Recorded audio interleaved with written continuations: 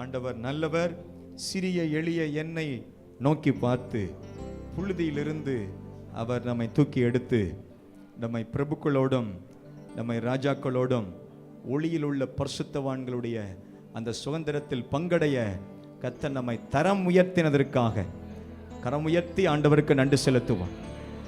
தரம் உயர்த்தப்பட்டதற்காக கரம் உயர்த்தி ஒரு நன்றி சொல்லுங்கள். இன்னொரு விஷயம் சொல்லுகிறேன், சரியாக புரியாவிட்டால் புரிந்து கவனமாய் நீங்கள் ஆண்டவரை மகிமைப்படுத்துங்கள். நம்முடைய வாழ்க்கையின் தரம் ரட்சிக்கப்பட்டதினால் இந்த சபை என்னும் தேவனுடைய சரீரத்தில் கர்த்தர் நம்மை ஒரு அவயவமாய் வைத்து நம்முடைய தரத்தை கர்த்தர் உயர்த்தி வருவது உண்மையானால் நம்முடைய கரம் உயர்த்தி கர்த்தருக்கு ஒரு நன்றி செலுத்தப்படட்டும். நல்ல சத்தமாய் சந்தோஷமாய் ஹல்லேலூயா. முடிஞ்சால் நல்ல கைகளை தட்டி விருப்பத்தோடு இதுவரை நடத்தினவர், இதுவரை உதவினவர், இந்த நாளிலிருந்து 19வது ஆண்டுக்கு பிரவேசிக்கிற நம்மை கர்த்தர் விருத்தியாக்கட்டும். பாடுவோம். சிறிய எளிய என்னை நோக்கி பார்த்து புழுதியில் இருந்து தூக்கி விட்டு, சிறிய எளிய என்னை நோக்கி பார்த்து புழுதியில் இருந்து தூக்கி விட்டு, என்னை பிரபுக்களோடு உட்கார மகிமையுள்ள சிங்காசனம் சுகந்தரிக்க செய்யும் தெய்வமே. என்னை பிரபுக்களோடு உட்கார மகிமையுள்ள சிங்காசனம் சுகந்தரிக்க செய்யும் தேவனே. விருத்தியாக்குவார், விசாலமாக்குவார் தகப்பனே. விருத்தியாக்குவார், விசாலமாக்குவார். ஒவ்வொரு கிளைகளும், ஒவ்வொரு கொப்புகளும், ஒவ்வொரு அவயவமும் பெருகணும், வளரணும், பலன் கொடுக்கணும். என்னையா வழிந்து ஓடிட செய்வார். அதிலுக்குள்ளே அடைத்து காயப்படுத்தி மனித சொற்களாலே மனதை வருத்தி, மனிதக்குள்ளே படுத்தி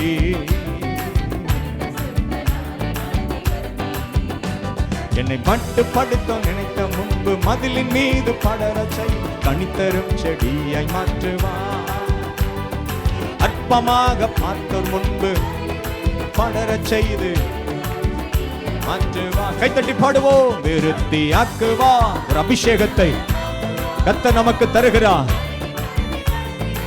திராட்சை செடியாகிய இயேசுவோடு இணைந்த கொடிகளாகிய நாம் பலன் கொடுக்க கர்த்தர் நமக்கு அந்த கிருபை தருகிறார்.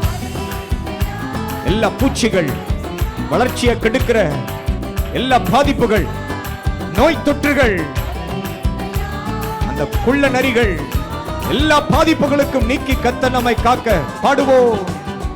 வீட்ட தரிசனத்தை அவமதித்தும் வேண்டாம் என்று ஏகமாய் வெறுத்தும், வீட்ட தரிசனத்தை அவமதித்தும் வேண்டாம் என்று ஏகமாய் வெறுத்தும், என்னை தரிசனங்கள் காண செய்த தேவன் என்னோடு இருந்து அத்திடச் செய்வார். தன்யத்தை வந்திடச் செய்வார். விருத்தியாக்குவார், விசாலமாக்குவார். நீங்கள் சொல்லுகிற வார்த்தையின் அளவே உங்கள் ஆசீர்வாதத்தின் அளவு, உங்கள் ஆர்வத்தின் அளவே உங்கள் பாத்திரத்தின் அளவு. நிரம்பி வழிந்து ஓடிட செய்வார். தலையை என்னையா அபிஷேகம் செய்வார். செய்த நன்மைகளை மறந்து விட்டு செய்யாத குற்றத்தை சுமத்தி விட்டு, செய்த நன்மைகளை மறந்து விட்டு செய்யாத குற்றத்தை சுமத்தி விட்டு, என்னை தனிமையிலே கண்ணீர் சிந்த வைத்த போது தேடி வந்து வாழ்வு தந்து பெருகிட செய்தார். வாழ்வு தந்து பெருகிட செய்வார். விருத்தியாக்குவார், விசாலமாக்குவா. அப்படி எழுமி நின்று நல்ல பலமாடி பாடுவோம், நல்ல ஒரு அபிஷேகத்தோடு பாடுவோம். முழு சபையின் மேலும் கர்த்தருடைய மகிமையான பிரசன்னம் தண்ணீர் ஊற்றுகிறார் கர்த்தர். ஆமென். தலையை எண்ணெய் கர்த்தருடைய அபிஷேக தைலம் உங்கள் மேலே ஊற்றப்படுகிறது. ஈசாயின் வீட்டுக்குள் நடந்தது, இன்றைக்கு இந்த இடத்தில் நடக்கிறது. அபிஷேகத்தை பெற்றுக்கொள்ளுங்கள், ஒரு கிருபையை பெற்றுக்கொள்ளுங்கள். ஓ தலையை எண்ணெயா. இது வழக்கமான இடமா இருக்கலாம். என் முகத்தை நீங்கள் பலமுறை பார்த்திருக்கலாம், இந்த குரலை நீங்கள் பலமுறை கேட்டிருக்கலாம். ஆனால் இதுவரை நடக்காதது நடக்கும். தலையை உங்கள் வாழ்க்கையில் இதுவரை நடக்காதது நடக்கும். ஓ தலையை எண்ணெயா அபிஷேகம் செய்வா. தலையை எண்ணெயா. சிறிய எளிய உன்னை நம்மை கர்த்தர் நோக்கி பார்க்கிறார். ஓ ஹalleluya. யாரும் சாதாரணமா இருக்காதீர்கள், யாரும் சும்மா இருந்து விடாதீர்கள். வந்ததுக்கு அர்த்தம் உண்டாகட்டும், வந்ததுக்கு ஒரு நோக்கம் உண்டாகட்டும். கர்த்தர் கோலியாத்தை வீழ்த்த உன்னை கரங்களை பலப்படுத்துகிறார். நீ வந்ததற்கு ஒரு முகாந்திரம் உண்டு. ஓ என்னையா நிரம்பி வழிந்து ஓடிட செய்வா. சிறிய எளிய என்னை நோக்கி பார்த்து புழுதியில் இருந்து தூக்கி விட்டு. சிறிய எளிய என்னை நோக்கி பார்த்து புழுதியில் இருந்து தூக்கி விட்டு.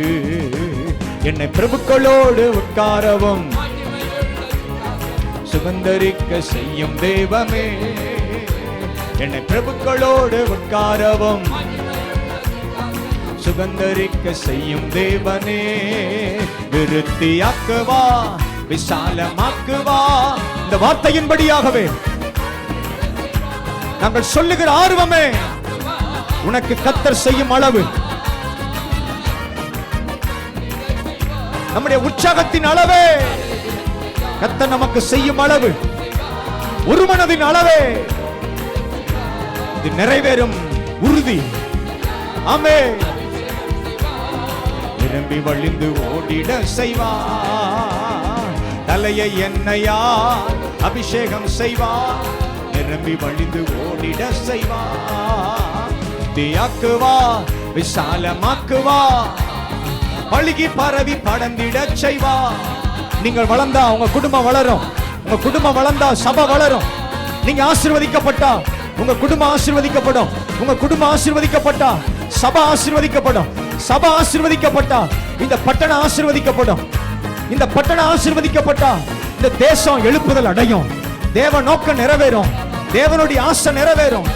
ஓ ஹalleluya, ஹalleluya.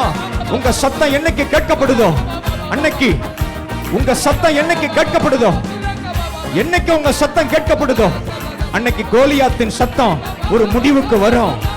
உங்க தலைய கர்த்தர் எண்ணெயால் அபிஷேகம் பண்ணுகிறார். ஹalleluya. என்னைக்கு தேவ பிள்ளைகள் கண்ணீர் சிந்துகிறோமோ அன்னைக்கு மக்களின் கண்ணீர் துடைக்கப்படும், ரத்தம் சிந்துதல் தடுக்கப்படும். ஒரு அபிஷேகத்தை கர்த்தர் கொடுக்கிறார். ஆவியானவரே, நல்ல கைகளை தட்டி ஆவியானவருடைய அருள் உங்கள் ஆர்வத்தின் அளவே, உங்கள் ஆசீர்வாதத்தின் அளவு.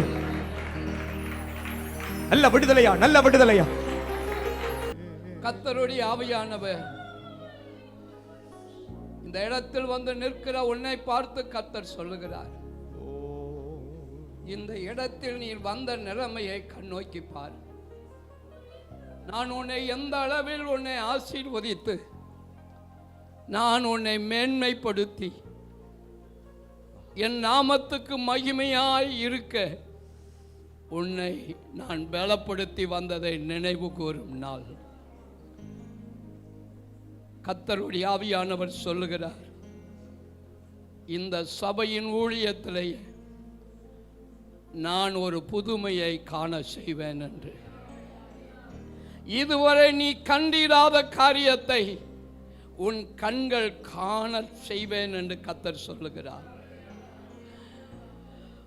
இந்த இடத்தில் வந்து என் சமூகத்திலே அர்ப்பணிக்கிற ஒவ்வொருவர்களையும் நான் ஒரு புதிய நிலைமையிலே மாற்றுவேன் என்று கர்த்தர் சொல்கிறார்.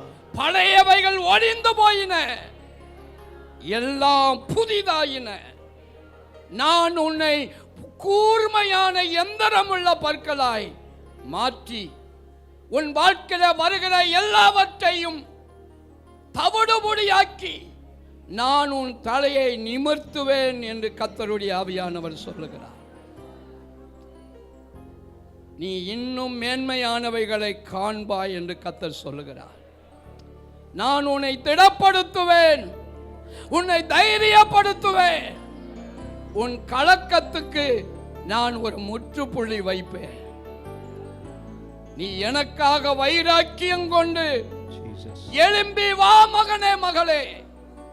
திருச்சபையை எனக்காக நீ எழும்பி வா. எழும்பு, எழும்பு, எழும்பு சீயோனே. என் வல்லமையை தரித்துக்கொள். உன் தூசியை உதறி தள்ளிவிட்டு எழும்பு. என் மேன்மையை நீ காண்பாய். என்னுடைய முழு காரியங்களையும் நான் உன்னை கொண்டு இந்த பட்டணத்துக்கு தேவ ராஜ்யத்தை வெளிப்படுத்தி நான் கட்டுவேன் என்று கர்த்தர் சொல்லுகிறார். கர்த்தருடைய வார்த்தைகள் நம்மை விடுவிக்கும். குரல் கேட்ட குரல், முகம் பார்த்த முகம். ஆனால் கர்த்தருடைய வார்த்தை அற்புதமானது. கர்த்தருடைய வார்த்தை உயிர்ப்பிக்கும். கர்த்தருடைய வார்த்தை நம்மை விடுவிக்கும். பார்த்த முகம் தானே, கேட்ட குரல் தானே என்று அல்ல.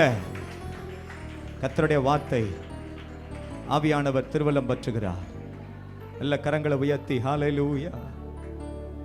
18 வருஷமாய் எவ்வளவு வேணும் நிமிரக்கூடாத ஒரு கூனி தேவாலயத்தில் இருந்தார். அவள் குனிந்தது 18 ஆண்டுகளுக்கு முன்பு. அவள் நிமிர்ந்து நின்றது 18 ஆண்டுகளுக்கு முன்பு. 18 ஆண்டுகளாய் தேவாலயத்தில் வந்தாள். ஆண்டவராய் இயேசு கிறிஸ்துவும் அந்த ஆலயத்தில் வந்தார். ஆனால் அந்த 18 வருஷமாய் எவ்வளவு வேணும் நிமிரக்கூடாத அந்த ஆபிரகாமின் குமாரத்தியை கர்த்தர் அன்று தொட்டார்.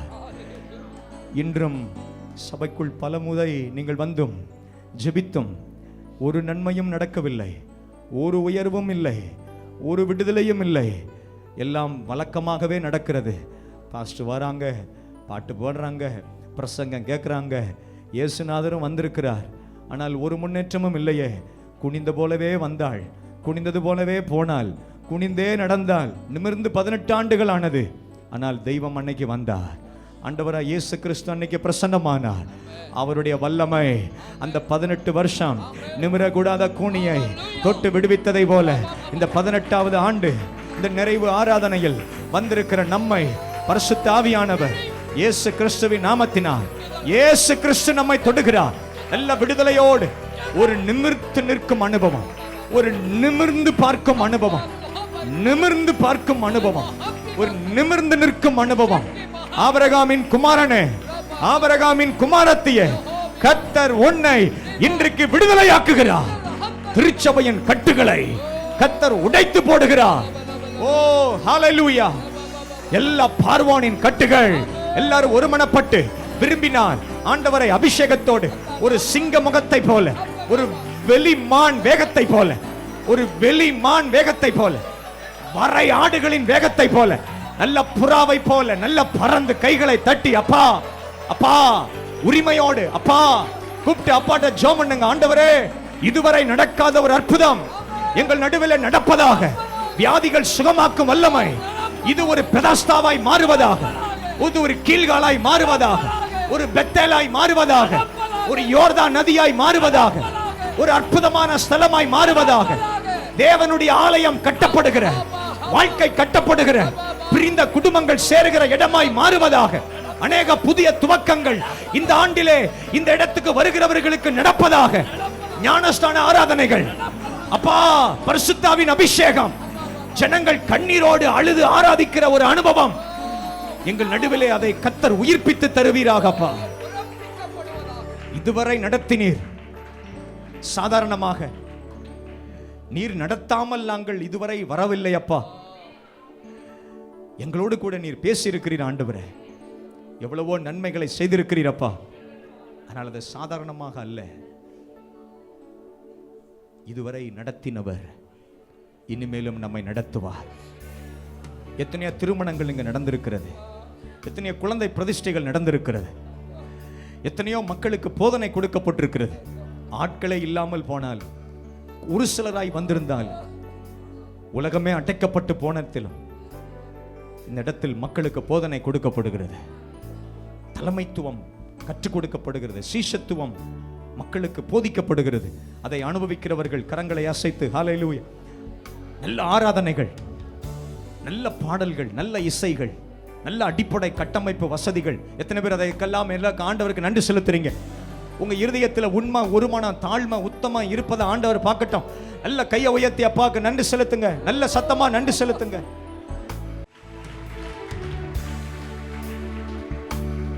இதுவரை நடத்தினே, இனியும் நடத்துவீ. யெகோவா ஈரே, காத்துக்கொள்வீ. இதுவரை நடத்தி ஊழியம் என் தகப்பனின் சொத்து அல்ல. ஊழியம் உம்முடையது. இந்த பிரசங்க பீடம் உம்முடையது. நீ தந்த மக்கள் யெகோவா ஈரே.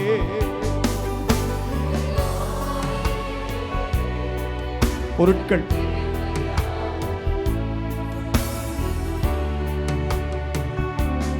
தரிசன திட்டங்கள், இந்த இடங்கள் எல்லாம் உம்முடையது. நல்ல பாடுங்க விடுதலையோடு. திரும்பவும் சொல்லுகிறேன், உங்க இருதயத்துல தாழ்மை, ஒரு மனம். கடந்து வந்த பாதை இதே, சுமந்து வந்ததை நான் உணர்கிறேன். கடந்து வந்த பாதையை சுமந்து வந்ததை என் தந்தை நீரே. என்னோட ஆசை என்னன்னா, ஆராதனை நல்ல சிறப்பா நடக்கணும். நல்ல வேத போதனை, நல்ல தரமான வார்த்தைகள், நல்ல தலைமைத்துவங்கள், சீஷத்துவம் படிச்சு கொடுக்கப்படணும். ஆத்தும வீரர்கள், ஆதாயப்படுத்துகிற வீரர்கள் எழும்பணும். இதுவரை நடத்தினே, இனியும் நடத்துவீ. யெகோவா ஈரே, காத்துக்கொள்வீ. இதுவரை நடத்தினே, இனியும் நடத்துவீ.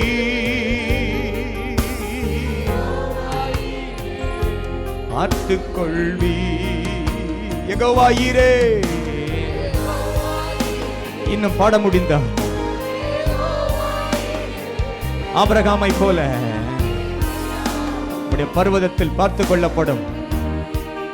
ஓ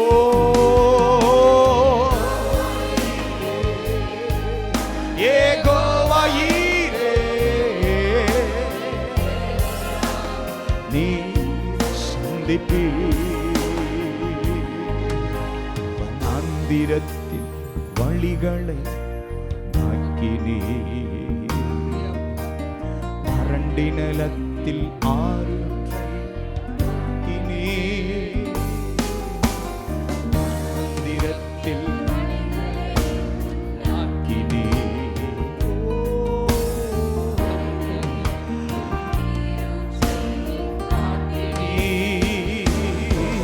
சர்வ வல்லவரே, சர்வ வல்லவரே, என் வாழ்வில் என்றும் போதுமானவரே. பாடுங்க, சந்தேகம் இல்லாம சொல்லுங்க, பயம் இல்லாம சொல்லுங்க, முழு மனதா சொல்லுங்க. போதுமானவரே. ரெண்டு கரங்களை உயர்த்தி, இயேசுவே உம் நாமமே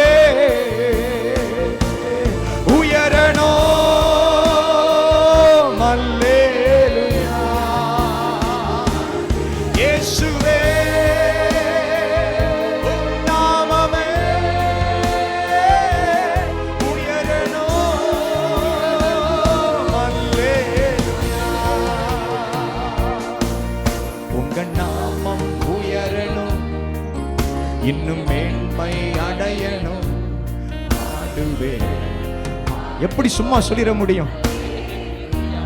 ஒரு எக்ஸ்பிரஷன் இல்லாம, ஒரு ஆர்வம் இல்லாம, ஒரு சிரிப்பு இல்லாம எப்படி இதை சொல்லிட முடியும்? அந்த ஃபீலிங் இல்லாம எப்படி பாட முடியும்?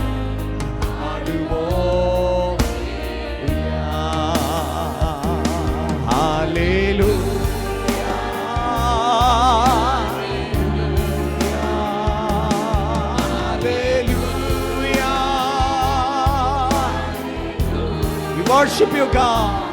Hallelujah. Hallelujah. Hallelujah.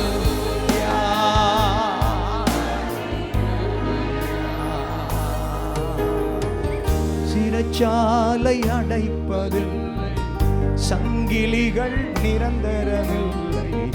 உங்க நாமம் உயர்த்தும் போது ஸ்திவாரம் பதில்லை. நீங்க தான் நல்லா பாடணும், இன்னும் நல்ல உறுதியா பாடணும். எல்லா கைகளை உயர்த்தி சத்தமா இயேசுவே உம் நாமமே உயரணோ.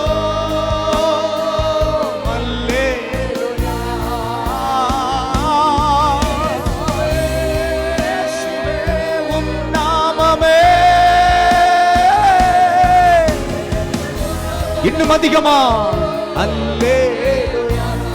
உங்க சத்தம் உயர்ந்துட்டுன்னு வச்சுக்கோங்களேன், மத்த சத்தமெல்லாம் அடங்கிடும். ஆடுவே ஆடுவோம். உங்க பேரு வேறையா இருக்கலாம், ஆனா நீங்க செய்யறது தாவீது செய்யறத போல ஆண்டவர் பார்த்து பிரியமா பார்க்கிறார். தாவீதுக்கு பெரிய ஆசை, நல்லா ஆராதிக்கணும். உங்க பேரு வேறையா இருக்கலாம், ஆனா தாவீது செய்தத ஆடுவே பாடுவோம். அல்லேலூயா ஹல்லேலூயா பாடுவோம். அல்லேலூயா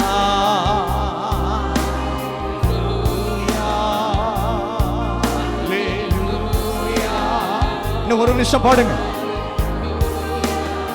ஆராதிக்க ஆராதிக்க காத்துல பறக்கிறத போல இருக்கும். ஆமென்.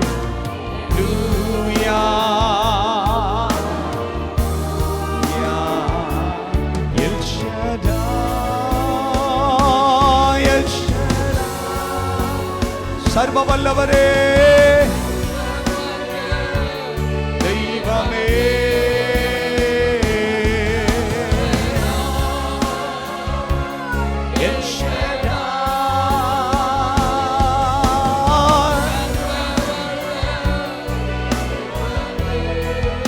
எல்லாரும் பாடுறீங்களா?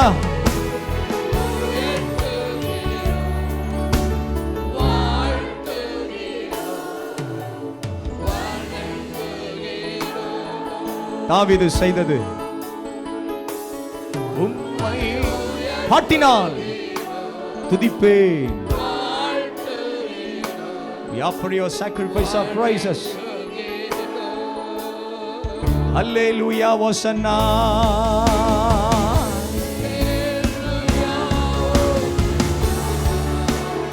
கையா சச்சு பாடணுமே. நான் அடிக்கடி சொல்லுவேன், 3 உயர்ந்து இருக்கணும் ஆராதனையில.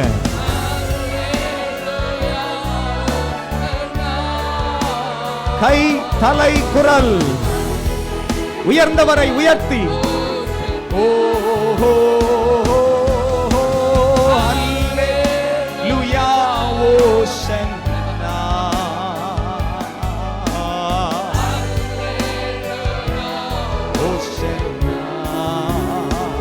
கர்த்தர் நம்மை தொட்டு நிமிர பண்ணுகிறார். நீ ஆபிரகாமின் குமாரன் குமாரத்தி.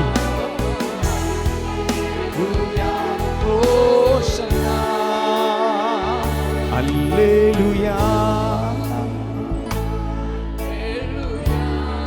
உங்க சத்தம் மட்டும் கேட்கட்டும்.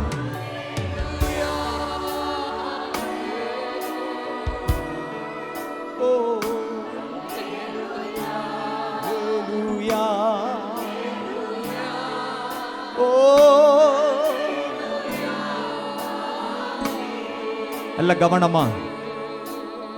உயிரோடு எழுந்தவரே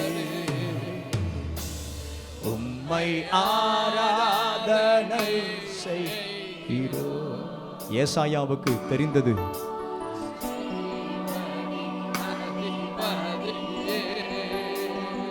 தோமா கண்டது.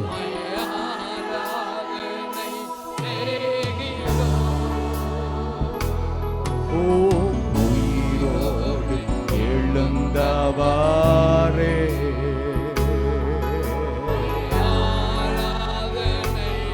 செய்கிறோம். ஜீவனின் அதிபதியே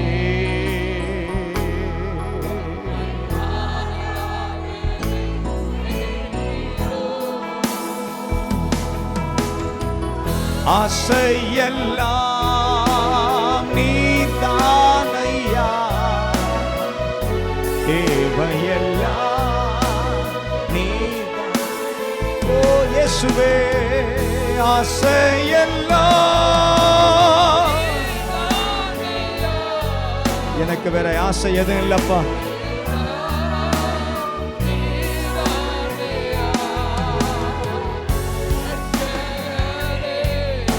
ஆசையெல்லாம்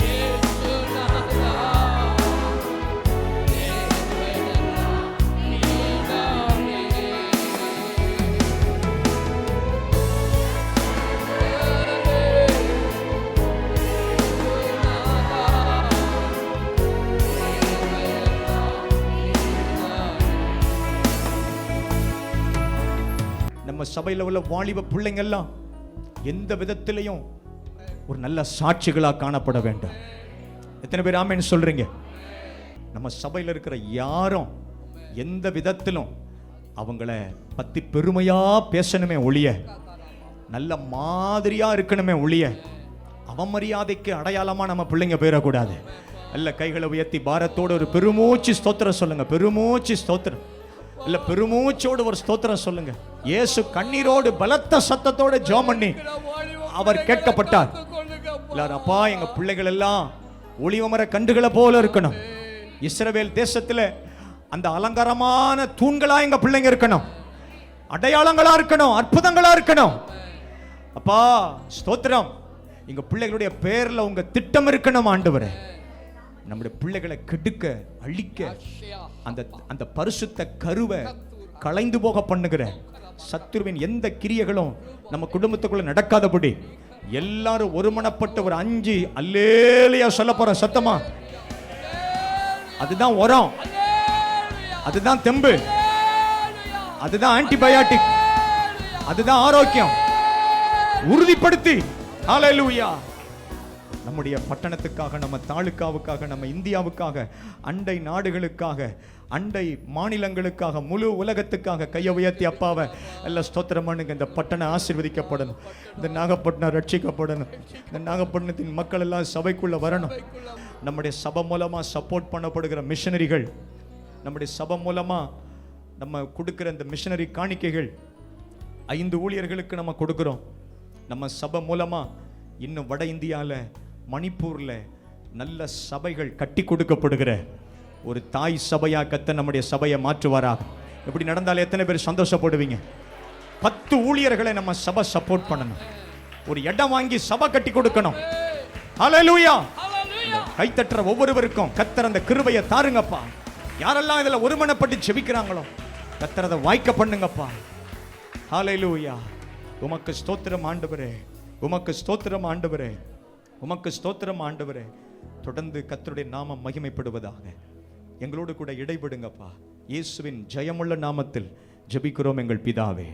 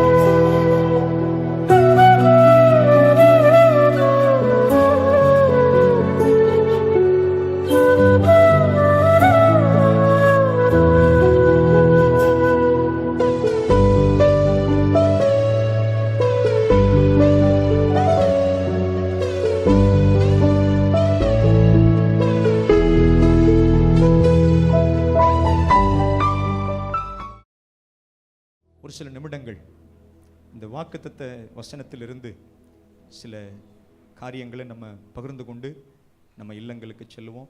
வாசிங்க உன்னத பாட்டு 2-3 வாசிங்க. காட்டு மரங்களுக்குள்ளே கிச்சிலி மரம் எப்படி இருக்கிறதோ அப்படியே என் குமாரருக்குள்ளே என் நேசர் இருக்கிறார். அது நிழலிலே வாஞ்சியாய் உட்காருகிறேன். இங்கே ஒரு மரத்தை குறித்து சொல்லப்பட்டிருக்கு. ஒரு மரம், அந்த மரத்தில் அந்த நிழல், அந்த மரத்தில் வர்ற கனி. ஒரு ஆமேன்னு சொல்லுங்க. காட்டு மரம் சொல்லுங்க.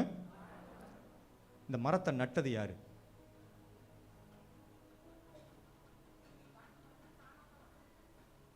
காட்டு மரங்களுக்குள்ளே கிச்சிலி மரம். காட்டு மரங்களுக்குள்ளே கிச்சிலி மரம். உன்னத பாட்டின் புஸ்தகம் ஒரு தோட்டத்தில் உள்ள புஸ்தகம். சிஸ்டர் கரெக்டாக சொன்னாங்க. காட்டு மரம் தானா வளரும், ஆனால் அது நாட்டு மரம், பலன் கொடுக்குற மரம். காட்டு மரத்தில் நிழலில் போய் யாரும் என்ன செய்ய முடியாது, உட்கார முடியாது. காட்டு மரத்தில் விளையிற காய்கனியை போய் யாரும் அவ்வளோ தைரியமாக என்ன செய்ய முடியாது, சாப்பிட முடியாது, பயப்படுவான், விஷம் விஷம் இருக்குன்னு. இது ஒரு தோட்டம். தோட்டத்தில் நிறைய மரம் இருக்குது. அந்த மரத்தோட நிழலில் போய் ஒரு ஆள் வாஞ்சியாக உட்காடுறாங்க. அந்த மரத்தோட கனியை என்ன செய்கிறாங்க, புசிக்கிறாங்க. அது அவங்களுக்கு எப்படி இருக்கான், மதுரம்னா என்ன, திரும்ப திரும்ப சாப்பிடணும்னு தோணுது. அவங்களுக்கு அது ரொம்ப விருப்பமாக இருக்குது. இப்போ இந்த மரத்தை நட்டது யார்? இந்த மரத்தை நட்டது யாரோ ஒருத்தர் என்ன பண்ணியிருக்கிறாங்க, நட்டிருக்கிறாங்க. யாருன்னு தெரியாது.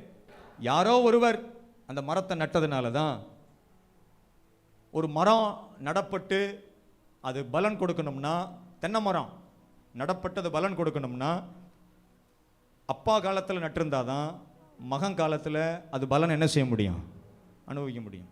ஆமேனா? பனைமரத்தை தாத்தா நட்டிருந்தாதான் பேரன் அதனுடைய பலனை அனுபவிக்க முடியும். நட்டது யாரு? யாரோ ஒருவர். பவுல் நட்டான், அப்போல்லோ நீர்ப்பாய்ச்சினான். விளைய செய்கிறவர் நடுகிறவனாலும் அல்ல, நீர்ப்பாய்ச்சுகிறவனாலும் அல்ல, விளைய செய்கிற தேவனாலே ஆகும்.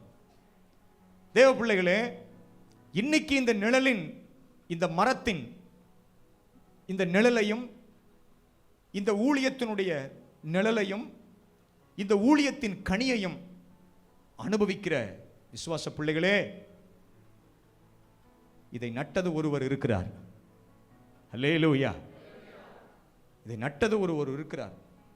ஆரம்ப காலத்தில் யாரோ ஒருவர் தியாகமாய் அவர்கள் நட்டு வைத்துட்டு போனார்கள். அந்த நாட்களிலே சொல்லப்படும் செய்திகள், அந்த ஃபோட்டோ வீடியோலாம் உங்களுக்கு நீங்கள் பார்த்துருப்பீங்க. சொல்ல வேண்டிய செய்தியை மட்டும் சொல்லிடுறேன். இப்போ நான் பேச போகிறது என்னன்னா, யாரோ ஒருத்தர் நட்டதுனால அதன் பலனை இப்போ நம்ம அனுபவிக்கிறோம். கர்த்தருடைய வருகை தாமதிக்குமானா வரப்போ சந்ததிக்கு நம்ம நட்டாதான் நம்ம பிள்ளைங்க அந்த மணியை அனுபவிக்க முடியும். இந்த உடன்பாடு எத்தனை பேருக்கு இருக்கு? இப்போ நம்ம நட்டாதான் ஆண்டுடைய வருகை தாமதிச்சிச்சுன்னா என் பிள்ளைங்க, உங்கள் பிள்ளைங்க கர்த்தருடைய வருகை தாமதிக்கிறவரை அந்த நிழலையும் அந்த மரம் கொடுக்குற கனியையும் என்ன செய்ய முடியும், சாப்பிட முடியும். இல்லைன்னா பஞ்சத்தில் செத்து போயிடும். இல்லைன்னா யாராலையும் காப்பாற்ற முடியாது. இல்லைன்னா எகிப்துக்கு தான் போனோம் சாப்பாட்டுக்கு, எகிப்துக்கு போனோம். இல்லைன்னா அவங்க மோவாபுக்கு போனோம் குடும்பமாக பெயர்ந்து. பெத்லகேமை விட்டு, அப்பத்தின் வீட்டை விட்டு எலிமெலேக்கு போனாரு. ஏன் போனாரு? பஞ்சம். ஏன்னா அந்த இடத்துல யோசேப்பை போல ஆட்கள் அவங்க விதைச்சி அவங்க அந்த வேர்ஹவுஸ், குடோன், பொக்கிஷ சாலைகளை கட்ட தவறிட்டாங்க. மனுஷன் செய்கிற தவறுகள் நிச்சயமா நம்ம சந்ததியை பாதிக்கும். ஆனா மனுஷன் செய்கிற நல்ல காரியம் நம்ம சந்ததிக்கு ஆசீர்வாதமா இருக்கும். நான் இப்போ ஒரு 3 மரத்தை குறித்து பேச போறேன். 3 மரம். அந்த 3 மரத்தினுடைய தன்மை நம்முடைய வாழ்க்கையிலே ஆவிக்குரிய காரியமா அர்த்தம் காணப்படட்டும். சபை என்பது தேவனுடைய சரீரம், குடும்பம். ஒரு சில வசனங்கள் உங்களுக்கு நான் சொல்ல விரும்புகிறேன். குறிச்சு கொள்ளுங்க, வேகமா குறிச்சு கொள்ளுங்க. ஆகாய் 2:19. களஞ்சியத்தில் இன்னும் விதை தானியம் உண்டோ என்று கர்த்தர் கேட்கிறார். களஞ்சியத்தில், உன்னுடைய வீட்டில் still do you have a seeds for sowing? இன்னும் விதைப்பதற்கான விதை தானியம் உண்டோ? விதை தானியம் தான் மூலதனம் உணவுக்கு. விதை தானியத்தை அவிச்சு சாப்பிடக்கூடாது. விதை தானியத்தை உணவாக்கி விடக்கூடாது. அதை அறுவடைக்காக என்ன செய்ய வேண்டும்? சேர்த்து வைக்க வேண்டும். அல்லேலூயா. விவசாயம் தெரிஞ்சவர்கள் இருக்கிறீர்கள், எனக்கு உதவி செய்யுங்கள். ஒரு வயலில் 100 மூடை விளைச்சல் வந்தால் எத்தனை மூடையாக விதை தானியமாக எடுத்து வைக்கப்படும்? 100 மூடையில் எத்தனை மூடை விதை தானியமாக எடுத்து வைக்கப்படும்? 2 மூடை. எத்தனை மூடைகள் உணவாக எடுத்து வைக்கப்படும்? உணவுக்காக அந்த பத்தாயத்தில் போட்டு வைப்பாங்க. அது அந்த குடும்பத்தின் எண்ணிக்கை அளவுக்கு தேவைவது. மீததை தான் அவர்கள் வித்து அதை பணமாக்குவார்கள். புரிஞ்சவங்க ஒரு ஆமென் சொல்லுங்க பாப்பா. கர்த்தர் நமக்கு அந்த ஞானத்தை இந்த நாட்களில் நமக்கு இன்னும் அதிகமாய் உணர செய்வாராக. அந்த கேள்வி ஆண்டவர் கேட்கிறார். களஞ்சியத்தில் உணவு உண்டோ என்று கர்த்தர் கேட்கவில்லை. களஞ்சியத்தில் விதை தானியம் உண்டோ? இரண்டாவது ஒரு வசனத்தை சொல்லுகிறேன். சங்கீதம் 72:16. இந்த சங்கீதம் மேசியாவின் சங்கீதம் என்று சொல்லப்பட்டிருக்கிறது. வாசியுங்கள். பூமியின் மலைகளிலே உச்சிகளில் ஒரு பிடி தானியம். எல்லாரும் ஒரு பிடி காட்டுங்க பார்ப்போம். ஒரு பிடி அவ்வளவுதான். ஜஸ்ட் ஹேண்ட்ஃபுல் ஆஃப்னா கை நிறைய இல்லை, ஜஸ்ட் அப்படி கை மடக்குனா எவ்வளவு அந்த தானியம் இருக்குமோ அந்த தானியத்தை மலைகளின் உச்சிகளில் என்ன செய்வாங்களாம்? விதைப்பாங்களாம். ஆனா அதனுடைய விளைவு எப்படி இருக்குமா? லீபனோனை போல் அசையும், பூமியின் புல்லை போல் நகரத்தார். இன்னொரு வசனத்தை நீங்கள் குறித்துக் கொள்ளுங்கள். இன்னொரு வசனத்தை சகரியா 9:10-17. சகரியா 9:17. அவருடைய காருண்யம் எத்தனை பெரியது, அவருடைய சௌந்தரியம் எத்தனை பெரியது. தானியம் வாலிபரையும் புது திராட்சரசம் கன்னிகைகளையும் வளர்க்கும். அல்லேலூயா. நெகேமியா 5:3. வேறு சிலர் எங்கள் நிலங்களையும் எங்கள் திராட்சை தோட்டங்களையும் எங்கள் வீடுகளையும் நாங்கள் அடைமானம் வைத்து இந்த பஞ்சத்திலே தானியம் வாங்கினோம் என்றார்கள். நெகேமியாவின் காலத்தில், சிறையிருப்பின் காலத்தில் இதே வார்த்தையை தான் யாக்கோபின் பிள்ளைகள் 70 பேரும் பஞ்சத்தில் விதை தானியம் வாங்க, உணவை வாங்க அவர்கள் கானானிலிருந்து எங்கு போனார்கள்? எகிப்துக்கு போனார்கள். அப்ப விதை தானியம் மிக முக்கியமானது. யாராவது ஒருவர் விதைத்தால்தான் அது வளரும். அல்லேலூயா. விதைப்பதினாலும் அல்ல, தண்ணீர் ஊற்றுவதினாலும் அல்ல, உரம் வைப்பதினாலும் அல்ல, பூச்சிக்கொல்லி மருந்து அடிப்பதினாலும் அல்ல, விளைய செய்கிற நம்முடைய சபையில் சோம்பேறித்தனம் கிடையாது. நம்முடைய சபையில் சோம்பேறித்தனம் சொல்லுங்க, சொகுசு வாழ்க்கையை முக்கியத்துவப்படுத்துவதும் கிடையாது. நம்ம உழைக்கிறோம், பிரயாசப்படுகிறோம். ஆனால் சில சமயம் பிரயாசப்படுகிற பிரயாசங்களுக்கு தக்க பதில் இல்லாமல் போகலாம், பலன் இல்லாமல் போகலாம். அது நம்முடைய காலத்தில் இல்லாமல் போனாலும் நிச்சயமாய் கர்த்தர் அதை காண செய்வார். ஒரு அல்லேலூயா சொல்லுங்க பாப்பா. ஒரு 3 மரத்தை நான் உங்களுக்கு சொல்றேன். அந்த 3 மரத்தை அதனுடைய ஆவிக்குரிய தன்மையை நம்ம வாழ்க்கையில் எடுத்துக்கிட்டோம்னா நம்ம வாழ்க்கை அநேகருக்கு ஆசீர்வாதமாக இருக்கும். வாசிங்க ஒரு வசனத்தை. ஆதியாகமம் 6:14. Genesis chapter 6:14. ஆதியாகமம் 6:14. அந்த மரத்தின் நிழல், அந்த மரத்தின் கனி அவங்களுக்கு மதுரமா இருந்துச்சுல்ல. ஒரு 3 மரத்தை குறித்து இன்னைக்கு பார்ப்போம். வாசிங்க. நீ கொப்பேர் மரத்தால் உனக்கு ஒரு பேழையை உண்டாக்கு, அந்த பேழையிலே அறைகளை உண்டு பண்ணி அதை உள்ளும் புறமுமாக. இந்த வசனம் யாருக்கு சொல்லப்பட்டது? யாரால் சொல்லப்பட்டது? வேகமா சொல்லுங்க. நோவாவுக்கு கர்த்தரால் சொல்லப்பட்டது. எவ்வளவோ மரங்கள் இருக்க கர்த்தர் ஏன் அந்த கொப்பேர் என்னும் மரத்தை குறிப்பிட்டு சொல்ல வேண்டும்? Why does God specify the tree? அந்த கொப்பேர் என்ற மரத்தை ஆண்டவர் எதற்கு குறிப்பிட்டு சொல்ல வேண்டும்? கொப்பேர் என்றால் ஆங்கிலத்தில் பைன் ட்ரீ என்று சொல்லப்பட்டிருக்கிறது. அது பின்வரும் காலத்தில் கேதரு மரம் என்று சொல்லப்பட்டிருக்கிறது. அல்லேலூயா. அந்த மரம் ஏன் அந்த பேழை செய்வதற்கு தெரிந்து கொள்ளப்பட்டது? வேறு மரங்கள் இல்லையா? வேறு மரங்கள் ஏன் சேர்க்கப்படவில்லை?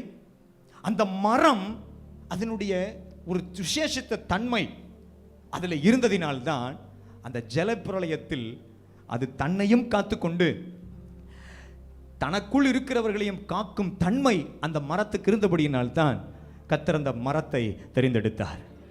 அந்த மரத்தின் நிழலில் நோவாவும் உயிரினங்களும் பாதுகாப்பாக இருந்ததே. அந்த மரம் கொடுத்த நிழலில் அந்த நோவாவும் 8 பேரும் மனிதர்களும் எல்லா அந்த காலத்தில் இருந்த எல்லா உயிரினங்கள் பரப்பன நடப்பன நீந்துவன தவிர, ஏன்னா நோவாவின் பேழைக்குள்ள அங்க மீன் தொட்டிகள் இல்லை, நீந்துவன இல்லை. ஏன்னா உலகமே மீன் தொட்டியா மாறிட்டு கடலே கடலாவே இருந்துச்சு. அதனால உயிரினங்களை நீந்துவன தவிர மற்ற எல்லா உயிரினங்களும் அந்த பேழைக்குள்ள இருந்தது. அத்தனை உயிரினங்களுக்கும் அந்த கொப்பேர் மரம் ஒரு நிழலாக, அத்தனை உயிரினங்களுக்கும் அந்த கொப்பேர் மரத்தின் கனி மதுரமாக இருக்க காரணம் என்னவென்றால் அந்த கொப்பேர் மரத்தினுடைய உறுதி. அல்லேலூயா. அந்த கொப்பேர் மரத்தினுடைய நிலைத்திருக்கும் தன்மை, the durability of the tree of Kedar. வேறு ஒரு மரங்களாக இருக்குமானால் அந்த பேழையின் தண்ணீரிலே என்ன செய்திருக்கும்? ஊறி போயிருக்கும். பிளைவுட்னு ஒன்று சொல்லுவாங்க, தண்ணி பட்டுச்சுன்னா என்ன செஞ்சிடும்? உப்பிரும். அந்த பேழை அலங்காரமான ஒரு ரூமுக்குள்ள வைப்பதற்கு அல்ல, தன்னையும் காத்துக்கொண்டு கீழ் பூசப்பட்டு, அது ரொம்ப கடினமான மரமா. நான் அதை குறித்து படிச்சேன் உட்கார்ந்து. அந்த மரம் அவ்வளவு சீக்கிரம் இணையாதான் ஒன்னோடு ஒண்ணு. அந்த பலகை என்ன செய்யாதான்? ஜாயிண்ட் பண்ண முடியாதான், அவ்வளவு கஷ்டமா. ஆனாலும் அந்த தன்மையை அது மாத்திக்கிட்டு ஒன்னோடு ஒண்ணு கண்ணு அடிச்சு இணைச்சி, அந்த கேப்புக்குள்ள தண்ணி வந்துடக்கூடாதுன்னு கீழ் பூசி அதுக்கு ஒரு உருவம் கொடுத்து பேழையா வச்சாரு பாருங்க. அந்த பேழையின் நிழலில் அத்தனை உயிரினங்களும் ஜீவராசிகளும் காக்கப்பட்டது. 1 வருடம் அந்த பேழையின் கனி அந்த உயிரினங்களுக்கு மதுரமா இருந்தது. இந்த கொப்பேர் மரத்தினுடைய அர்த்தம் என்ன? தேவனுடைய பிள்ளைகள் நமக்குள் உறுதியான மனத்தன்மை உடைய வேண்டும். எல்லாரும் சொல்லுங்க, உறுதியான மனப்பான்மை. சத்தமாய் சொல்லுங்கள். வசனத்தை குறித்து, சபையை குறித்து, விசுவாசத்தை குறித்து தடுமாற்றமான அல்ல, அப்படியே அசையும் தன்மை அல்ல, நிலைத்திருக்கும் தன்மை. நம்மேல் புயல் அடிக்கும், நம்மேல் மழை பெய்யும், நம்மேல் வெள்ளம் வரும். ஆனாலும் வசனமாகிய இயேசுவாகிய இந்த கற்பாறையின் மேல் கட்டப்பட்டிருப்போமானால் நாம் உறுதியாய் நிலைத்திருப்போம். விசுவாசிக்கிறவங்க நல்ல சத்தமா ஒரு அல்லேலூயா சொல்லுங்க பாபா. இன்னும் ஆச்சரியமான தகவல்கள் உண்டு. அந்த மரம் எதற்கு அடையாளம் என்றால், இந்த மரத்தை வைத்துதான் சவப்பெட்டி செய்வார்களாம். சவப்பெட்டியாக செய்யப்பட்டு உள்ளே வைக்கப்படும் அந்த பிரேதங்களை கூட அழுக விடாமல், கரையான் வராமல், மக்கி போகாமல் பாதுகாக்கும் தன்மை இந்த கொப்பேர் மரத்துக்கு உண்டாம். ஆகவே தான் என்னவோ தெரியவில்லை, செத்தவர்களை காக்கும் பேழையாக அல்ல, உயிரோடு இருக்கிறவர்களை காக்கும் பேழையாக கர்த்தர் அந்த கொப்பேர் மரத்தை செய்வதற்கு தெரிந்து கொண்டார். நம்முடைய வாழ்க்கையில் உறுதியான மனப்பான்மை, பிடிவாதமான மனப்பான்மை அல்ல, இணைந்து போகாத மனப்பான்மை அல்ல. தனியாக இயேசுவின் அன்பை நம்மால் அனுபவிக்க முடியும். ஆனால் சகல பரிசுத்தவான்களோடு கூட கிறிஸ்துவினுடைய அன்பின் அகலம், நீளம், ஆழம், உயரம் என்னதென்று எல்லாரோடு சேர்ந்து அனுபவிக்கணும். அல்லேலூயா சொல்லுங்க பா. சிலர் சொல்வதை கேட்டிருக்கிறேன், என்னை மட்டும் தனியா விட்டுருங்க பாஸ்டர், நான் வேலை பார்க்கிறேன், ஒரு 4 பேரோட என்னால் என்ன செய்ய முடியாது, வேலை செய்ய முடியாது, அவனை கட்டிட்டு நான் மாரடிக்க முடியாதுன்னு. அது கிறிஸ்தவத்தின் லட்சணம் அல்ல. கிறிஸ்து எல்லாரோடு இணைந்து செயல்பட்டார். அந்த கொப்பேர் மரம் உறுதியாக இருக்கலாம், ஆனால் இணைந்து காணப்பட்டுமானால் இந்த மரத்தின் நிழலில் ஜீவராசிகள் காப்பாற்றப்படும். அல்லேலூயா சத்தமா சொல்லுங்கப்பா. இந்த மரத்தின் நிழலில் வருகிறவர்கள் புசிக்கும் அந்த கனி அனைவருக்கும் ஜீவ விருட்சமாக இருக்கும். அந்த கொப்பேர் மரத்தின் அந்த நிழலுக்கு வராதவர்கள் அனைவரும் மரணத்தின் கனியை புசித்தார்கள். அந்த கொப்பேர் மரத்தின் நிழலுக்கு வந்தவர்கள் அனைவரும் ஜீவ விருட்சத்தின் கனியை புசித்தார்கள். இனி வரப்போற சந்ததிக்கு நீங்களும் நானும் தான் கொப்பேர் மரமா இருக்க வேண்டும். இந்த சபை தான் கொப்பேர் மரமா இருக்க வேண்டும். இந்த சபையின் நிழலில் வருகிறவர்கள் நிச்சயமாய் பாதுகாக்கப்பட வேண்டும். நம்மில் பிறப்பிக்கப்படும் அந்த கனியானது, நம்முடைய வளர்ச்சியில் வரும் நிழலானது அநேகரை வாழ வைக்க வேண்டும். புரிந்தவர்கள் சத்தமாக ராமேன் சொல்லுங்க பாப்போம். இன்னொரு மரத்தை நான் சொல்லுகிறேன், இன்னொரு மரத்தை சொல்லுகிறேன். யாத்ராகமம் 25:10. யாத்ராகமம் 25:10. யாத்ராகமம் 25:10.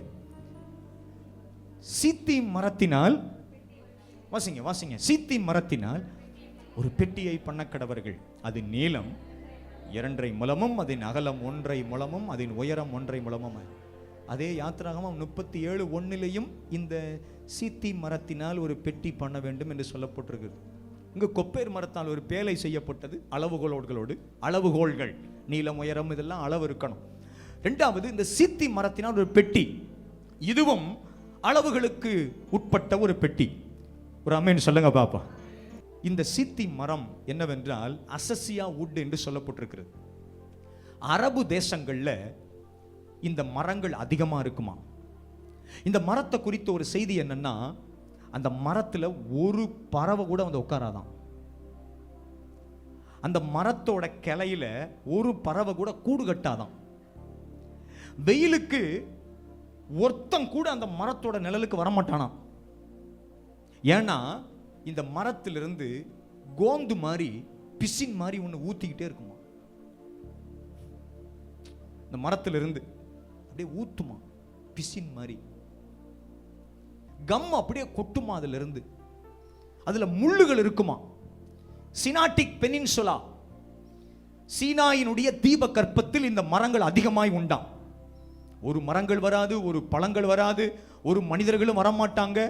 ஆனாலும் இந்த மரத்தினுடைய வேதனை, தனிமை, புறக்கணிப்பை உணர்ந்த கர்த்தர் தேவனுடைய சமூகத்தில் ஆண்டவர் இருக்க வேண்டும் என்று விரும்பின அந்த உடன்படிக்கை பற்றி செய்வதற்கு தெரிந்து கொள்ளப்பட வேண்டிய மரமாக இந்த சித்தி மரம் மாறினது.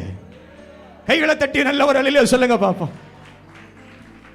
தனிமையிலும் வேதனையிலும் புறக்கணிப்பிலும் வளர்ந்த அந்த மரம், அதன் நிழலிலும் கனியிலும் ஒருவனுமே வர முடியாத தன்மை இழந்த மரத்தை தெய்வம் தெரிந்து கொண்டு அவருடைய சமூகத்தின் நிழலுக்கு அனைத்து மனிதர்களும் வருவதற்கு தெரிந்து கொள்ளப்பட்ட மகா பரிசுத்த ஸ்தலத்தில் முக்கியமான மையமான இடத்தில் இருக்க வேண்டிய அந்த கிருபாசனம் செய்யப்பட வேண்டியதற்கு தகுதி வாய்ந்த மரமாக கர்த்தர் இந்த சீத்தி மரத்தை தரம் உயர்த்தினார்.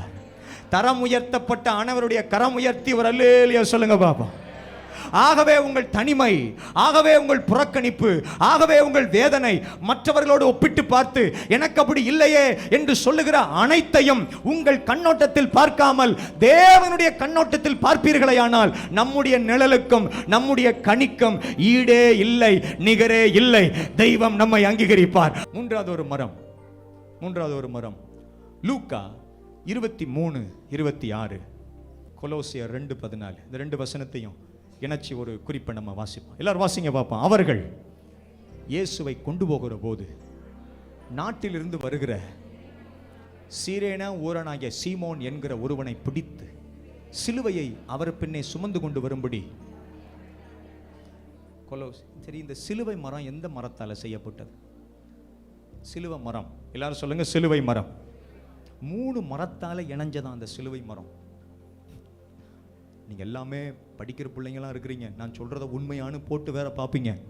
சிலுவை மரம் 3 மரத்தால் இணைக்கப்பட்டதான்.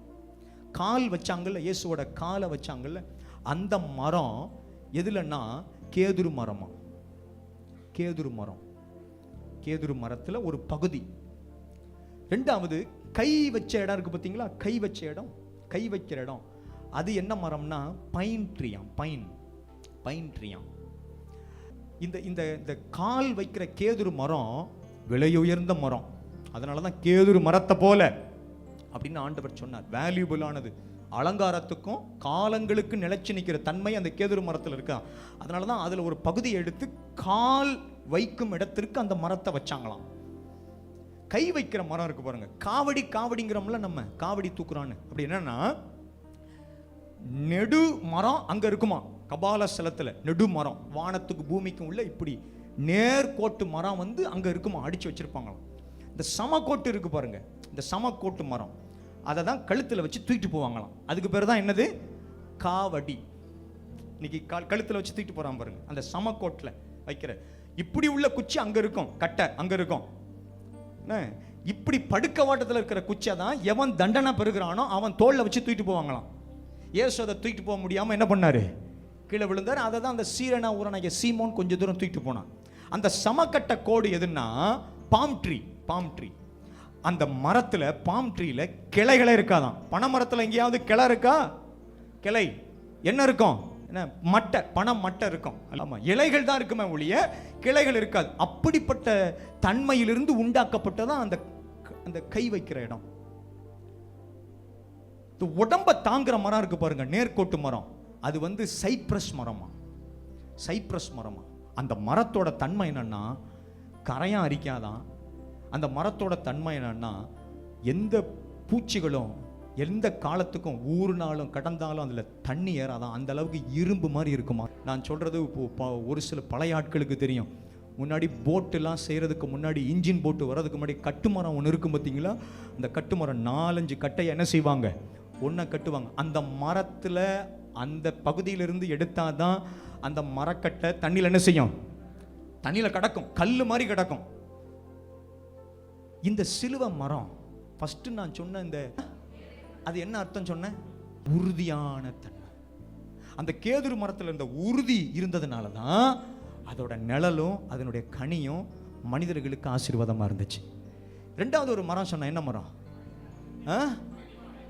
சித்தி மரம். சித்தி மரத்தில் என்ன தன்மை, சித்தி மரத்தோட தன்மை என்ன, அதுல பிசின் வடியும், முள் இருக்கும். ஒரு மரமும் ஒரு பறவையும் மனுஷனை வரமாட்டான். புறக்கணிப்பு, தனிமை, அந்த வேதனை இதெல்லாம் இருந்தாலும் ஆண்டவர் அந்த நிலைமைய மிகப்பெரிய ஆசீர்வாதத்துக்கு என்ன செய்கிறார், சூரிய வெளிச்சம் வராத இடத்துல நிழலா கத்துறதை கொண்டு போய் வைக்கிறார். இன்னைக்கு வரைக்கும் அந்த கிருபாசனத்தின் நிழலும் அந்த கிருபாசனத்தின் கனியும் நம்மை உயிர்ப்பித்து கொண்டிருக்கிறது. நமக்குள்ள அந்த தன்மை இருக்கணும். உங்க வாழ்க்கையில் இருக்கிற தனிமை, அந்த வெறுமை, எவனும் மதிக்கல, என்னைய புறக்கணிக்கிறான், நான் தனிமையா இருக்கிறேன், ஒத்தனை கண்டுக்கலான்னு அதை வந்து நீங்க மனுஷ பார்வையில பார்க்க கூடாது. யார் பார்வையில பார்க்கணும், தேவனுடைய பார்வையில பார்க்கணும். எல்லாத்துக்கும் ஒரு அர்த்தம் உண்டு. நம்ம தனிமைக்கு, நம்ம வேதனைக்கு, புலம்பலுக்கு நிச்சயமா கர்த்தர் அதுக்கு பலன் கொடுப்பார். அல்லேலூயா. அந்த பலனை அனுமதிக்காம செத்து போனா கூட கர்த்தர் தட்டி எழுப்பி நமக்கு கௌரவப்படுத்த வல்லவராக இருக்கிறார். மூணாவது ஒரு மரம், இது என்ன மரம், இந்த அந்த 3 மரங்களை சேர்த்து சிலுவை மரம்னு சொல்லுங்க எல்லாரும். கால் வைக்கிற பகுதி ஒரு மரம், கை வைக்கிற பகுதி ஒரு மரம், உடம்பு சாயிற பகுதி ஒரு மரம். இந்த 3 மரத்தையும் சேர்த்து வச்சு கொலோசியர் 2:14 வாசிங்க. கொலோசியர் 2:14 நமக்கு எதிரிடையாகவும் கட்டளைகளால் நமக்கு விரோதமாகவும் இருந்த கையெழுத்தை குலைத்து அதை நடுவிலிராதபடி எடுத்து ஆணி அடித்தார். ஒப்புரவாக்குதல். அல்லேலூயா. நம்முடைய வாழ்க்கையில் இந்த சிலுவை மரத்தின் மூலமாய் ஆண்டவர் அந்த பகையை, நமக்கு விரோதமாய் இருப்பதை நம் நடுவில் இராமல் எடுத்து அதை இந்த சிலுவை மரத்தில் கர்த்தர் அதற்கு ஒரு நிரந்தரமான தீர்வை உண்டு பண்ணுகிறார். ஆகவே தேவ பிள்ளைகளே, நம்முடைய மனதில் எதிர்கால சிந்தை நமக்கு வேண்டும். யார் நட்ட மரத்தின் நிழல் கனி அவங்களுக்கு விருப்பமாக இருந்தது என்றால் யாரோ ஒருவர் நட்டது. இனி வரப்போகிற தலைமுறைக்கு நீங்களும் நானும் நடுகிற அந்த மரங்கள், நீங்களும் நானும் விதைக்கிற அந்த விதைகள் தான் நம்முடைய சந்ததிக்கு அது ஆசீர்வாதமா இருக்க போகிறது. கொப்பேர் மரமா இருக்க போகிறது, இந்த கேதுரு மரமா இருக்க போகிறது, இந்த சிலுவை மரமா இருக்க போகிறது. இந்த 3 மரங்களையும் நாம் நடுவதற்கு கர்த்தர் இந்த ஆண்டை நமக்கு கூடுதலாய் கொடுத்திருக்கிறார். இந்த புதிய ஆண்டிலே இந்த தீர்மானங்களை நம்முடைய மனதில் எடுத்துக்கொள்வோம். திரும்பவும் சொல்லுகிறேன், பாஸ்டர் நான் நட்டேன் வளரல. ஏப்பா நடுறது தான்ப்பா உன் வேலை. பாஸ்டர் நான் உபவாசம் பண்ணி ஜோம் பண்ண வளரல. ஏப்பா ஜோம் பண்றதுதான்ப்பா உன் வேலை. விளை செய்கிறது யார் வேலை? ஆண்டவர் வேலை. இந்த நாட்கள்ல விதை இல்லாத நிறைய பழங்கள் வருது. இந்த கிரேப்ஸ்னு ஒன்று சொல்லுவாங்க பார்த்தீங்களா, டேஸ்ட் இருக்கும், ஆனால் அதை தயவு செய்து என்ன செய்யக்கூடாது, அதில் உற்பத்தி இல்லாத தன்மை. இன்னைக்கு நிறைய உற்பத்தி செய்யாத பழங்களும் தன்னை போன்றவே இன்னொரு மரத்தை பிறப்பிக்க தன்மை இழந்த சாரம் இழந்த உப்புக்கள் அநேகம் உண்டு. அவைகள் மத்தியில் கர்த்தர் நம்மை சாரமற்ற உப்பாக அல்ல, சாரமுள்ள உப்பாக வைப்பாராக. ஒரு காலத்தில் எரிந்த விளக்காக அல்ல, எரியும் விளக்காய் கர்த்தர் நம்ம வைப்பாராக. கை வைத்து ஒரு ஆமென் சொல்லுங்க பாப்போம். மரங்கள் எதிர்காலத்தை சந்திக்குது. உங்களுடைய முடிவிலே ஒரு வார்த்தையை சொல்லுகிறேன், ஆண்டவருக்கு நீங்கள் உண்மையான கிறிஸ்தவனா இருங்கள், சமுதாயத்துக்கு உண்மையான சீஷனா இருங்கள். நீங்கள் திரும்ப சொல்லுங்க பாப்போம். உங்க கணவனுக்கு உண்மையா மனைவியா இருங்க, உங்க மனைவிக்கு உண்மையான கணவனா இருங்க, உங்க பெற்றோருக்கு உண்மையான பிள்ளையா இருங்க, பிள்ளைகளுக்கு உண்மையான பெற்றோரா இருங்க. இது உங்களுக்கு ஆண்டவருக்கு உண்டானது. ஆனா அந்த நிழல், அந்த கனி நம்ம சபையில ஒரு உண்மையான கிறிஸ்தவனா இருப்பது மட்டுமல்ல, நம்ம சபையில உண்மையான சீஷனாக காணப்பட வேண்டும். அல்லேலூயா. இதை நடுறதுக்கு இதை நடுறோம், இதை நடப்போறோம் அப்படின்னா, இதை நம்ம நடுறோம் அப்படிங்கிறதுக்கு எதை வச்சு தெரியும்?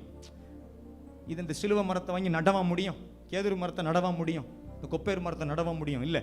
நான் நடுறேன் அப்படிங்கிறதுக்கு என்ன அர்த்தம்னா, நான் உங்களுக்கு இன்னைக்கு சொல்றேன், இந்த 18 வருஷம் முடிஞ்சு 19ஆம் வருஷத்தில் போற நமக்கு இந்த 3 காரியத்தை சொல்றேன். செவ்வாய்க்கிழமை தோறும் நம்ம சபையின் ஊழியங்களுக்காக 7 to 8 சபையில் நம்ம ஜெபிக்க வரணும். முக்கியமாக எல்லா வாலிப பிள்ளைங்க, சண்டே கிளாஸ் ஊழியம் செய்கிறவங்க, மியூசிக் மினிஸ்ட்ரியில் இருக்கிறவங்க, மீடியா மினிஸ்ட்ரியில் இருக்கிறவங்க, எத்தனை மணிலேருந்து எத்தனை மணி வரைக்கும் இதை நம்ம நடுறோம் அப்படின்னா, இது நிச்சயமாக வளையும், நிழல் கொடுக்கும், கனி கொடுக்கும். பிரசங்கம் நல்லா இருந்துச்சு, நடுறது கஷ்டம், குனியணும், கை அழுக்காகும், விரல்லாம் மண்ணாகும். ஆனால் அது விளைஞ்சிச்சுன்னா நிச்சயம் அது பெரிய ஆசீர்வாதமாக இருக்கும். ரொம்ப இல்லை, ஜஸ்ட் ஒரு மணி நேரம். என்ன கிழமை? என்னால் நேரம் வர முடியாது பாஸ்டர், ஜூமில் கனெக்ட் ஆகுங்க.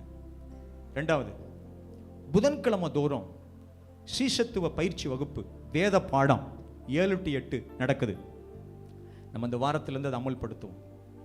நீங்கள் கேட்குற ஒரு பிரசங்கம் உங்களை வளர்த்துறாது, அடித்து சொல்கிறேன். நீங்கள் ஆராதனைக்கு வருகிற அந்த 2 மணி நேரம் உங்களை பெரிய ஆளாக மாற்றிடாது. பவுல் போற எல்லா இடங்களிலும் சபைகளில் மக்களுக்கு வேதத்தை போதிச்சார். இயேசு பிரசங்கம் மட்டும் பண்ணல, வேதத்தை போதிச்சார். நீங்க வேதத்தை இன்னும் கற்றுக்கொள்ளணும், நீங்க வேதத்தை இன்னும் கற்றுக்கொள்ளணும். உங்களுக்கு எவ்வளவு தெரிஞ்சிருந்தாலும் அது உங்களுக்கு பத்தாது. நான் அடைந்தாயிற்று முற்றிலும் என்று எண்ணாமல் இதுவரைக்கும் நடந்த எல்லாவற்றுக்காய் ஸ்தோத்திரம் சொல்லிட்டு, இனி வரப்போற சந்ததிக்கு நம்ம வளர்ந்தாதான் அவங்கள வளர்க்க முடியும். இவ்வளவு நேரம் உங்க வளர்ச்சிக்கு சொன்னது, இப்போ 3வது சொல்ல போறது நம்ம எல்லாருடைய வளர்ச்சிக்கும் சொல்ல போறேன். எய்த்தாப்புல வாங்கின இடம் 2000 ஸ்கொயர் ஃபீட். அந்த இடத்துல நம்ம சீக்கிரம் கட்டணும்.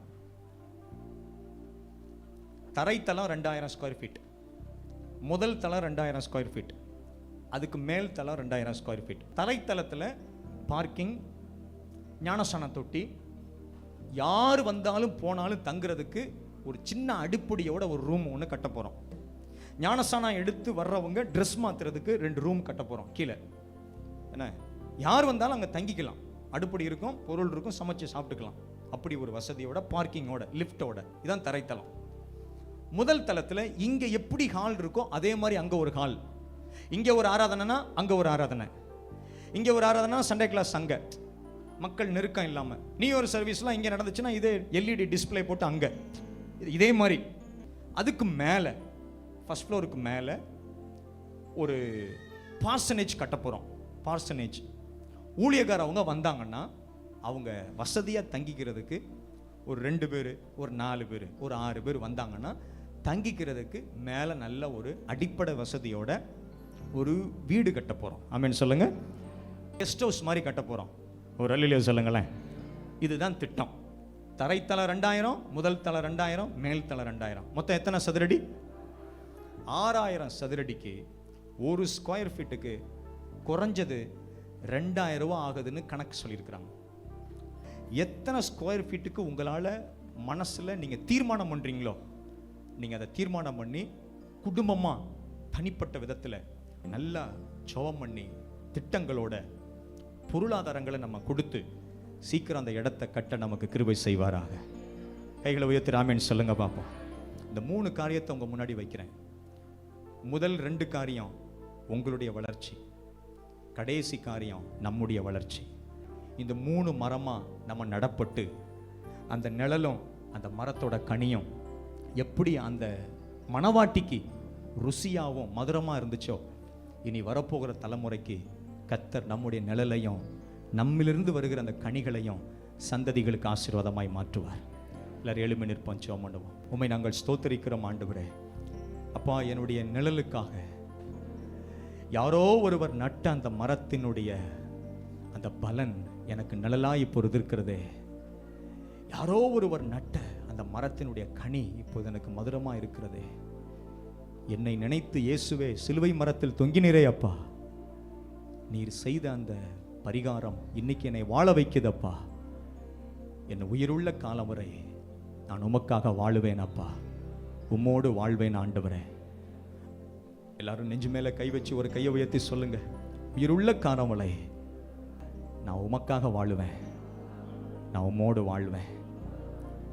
என் வாழ்வின் கனி, என் வாழ்வின் நிழல் அநேகரை வாழ வைக்க வேண்டும். நான் ஒரு கொப்பேர் மரமாய் பேழையாக உருவாகி உயிரினங்களை காக்கணும் அப்பா. நான் ஒரு கேதுரு மரமாய் சீத்தி மரமாய் தனிமையும் அழுகையும் முள்ளுகளும் புலம்பலும் மனிதனால் புறக்கணிக்கப்பட்ட நிலைமையில் இருந்தாலும் தேவன் என்னை பார்த்து நம்முடைய சமூகம் விளங்கும் அந்த உடன்படிக்கை பெட்டி செய்யப்படுவதற்கு தெரிந்து கொள்ளப்பட்ட பாத்திரமா என்னை வைத்தீரே அப்பா. கைகளை உயர்த்தி சொல்லுங்கள், எஜமானனே எஜமானனே என் இயேசு. இந்த சிலுவை மரம் உயிர் வாழும் நாட்களெல்லாம் ஓடி ஓடி உழைத்திடுவே. உயிர் வாழும் நாட்களெல்லாம்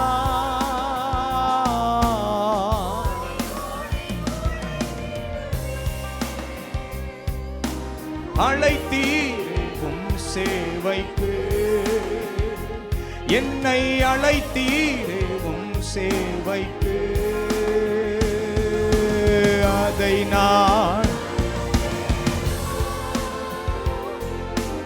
அதை நான் எஜமானனே. அந்த செவ்வாய்க்கிழமை சாயந்தரம் புதன்கிழமை சாயந்தரத்தை நினைச்சு பாடுங்க. ஊழியத்தில் சிஎல்டி படிக்கிறவங்க, ஐகாம் படிக்கிறவங்க எல்லாம் ஜெபத்துக்கு வாங்க செவ்வாய்க்கிழமை. மற்ற எல்லாரும் புதன்கிழமை பைபிள் ஸ்டடிக்கு வாங்க. என்னமெல்லாம் சபை கட்டுமானம். அந்த 6000 சதுரடியில நீங்க எத்தனை சதுரடிய பொறுப்பெடுக்கிறீங்க? ஆண்டவர் உங்க மனசுல என்ன எண்ணத்தை தராரு? என் எண்ணமெல்லாம் ஏக்கமெல்லாம் உம் சித்தம் செய்வதுதானே. நல்ல பிதாவே, கிருபை உள்ள ஆண்டவரே, உம்முடைய ஆசீர்வாதமான சமூகத்துக்காய் ஸ்தோத்திரம். நீர் சொன்ன சொல்ல வார்த்தையை சொல்லி ஆயிற்றப்பா. கர்த்தர் சொன்ன வார்த்தையின்படியே எல்லாம் நடந்தது என்று வாசிக்கிறதை போல உம்முடைய மக்களுடைய மனதை, எங்கள் மனதை உம்முடைய வார்த்தையினால் நீங்க நிரப்பி எங்கள் இருதயத்தை உம் பக்கம் திருப்பும்படியா நாங்கள் ஜெபிக்கிறோம். கேதுரு மரத்தை போல, கொப்பேர் மரத்தை போல, அந்த சித்தி மரத்தை போல கர்த்தர் எங்கள் வாழ்க்கை நிழல், அதிலிருந்து வருகிற அந்த கனி எங்கள் சந்ததிக்கு ஆசீர்வாதமாக இருக்க செய்யும் அப்பா. இந்த நாமத்தை மகிமைப்படுத்தும். இந்த சபை இந்த அளவுக்கு ஸ்தாபிக்கப்பட்ட நாளிலிருந்து இந்த நாள் வரை வந்த பாதைகளை நினைத்து பார்க்கிறோம். நீர் கொடுத்த எல்லா அனுபவங்களுக்காய் ஸ்தோத்திரம். யார் யாரையோ கர்த்தர் சபையோடு இணைத்து காரியத்தை வாய்க்க பண்ணினீரே. ஜெபிக்கிற மக்களுக்காக, கொடுக்கிற மக்களுக்காக, உழைக்கிற மக்களுக்காக, நல்ல ஆராதிக்கிறவங்களுக்காக, சபையை பற்றி நல்ல எண்ணம் கொண்ட மக்களுக்காக, ஊழியரை மதிக்கிற மக்களுக்காக, அவங்களுடைய சந்ததிகளுக்காக ஜெபிக்கிறேன் அப்பா.